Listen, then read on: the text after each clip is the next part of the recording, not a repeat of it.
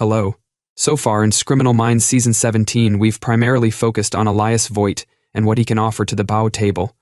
He's been the most demented of all characters since he needed to seem that way to counteract his funny demeanor. Remember that he was more than the caged man? While Elias showed that he was still in the game, Piranha defied convention by featuring a crazy unsub who made my skin crawl at the end.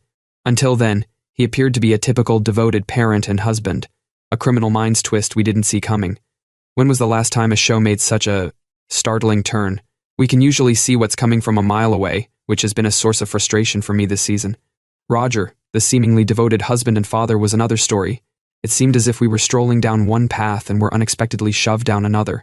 It's not simple to write anything that intelligent, but this was an excellent challenge to the conventional. It wasn't until Emma began bleeding that something seemed wrong. Diabolical torture. This was a case that will live with me for a long time.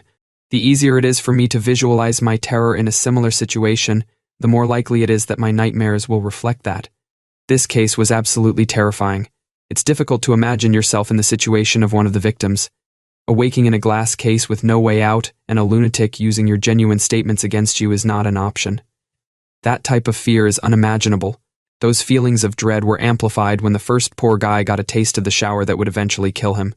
How debased must you be to conceive of something like that? The true kicker was that we were misled into believing Emma was to blame when it was Roger who had a persistent and serious illness. Who was the wicked person? Another clever setup was to investigate who was behind the horrible activities. All signs led to Emma, but once the switch was flipped, everything became crystal clear. Emma using the information available, we concluded that Emma had been raped, was unable to cope with the aftermath and the resulting baby, and required vengeance. It's not difficult to comprehend a mother's incapacity to bond with a child she gave birth to following a sexual assault. Emma was likewise perplexed about how to handle it. She knew she didn't love the baby, and she needed anything to relieve her sorrow. From our perspective, it appeared like she required the men who gang-raped her to be executed for her peace of mind. When she eventually put matters into her own hands, it didn't help her anguish. Thank you for watching.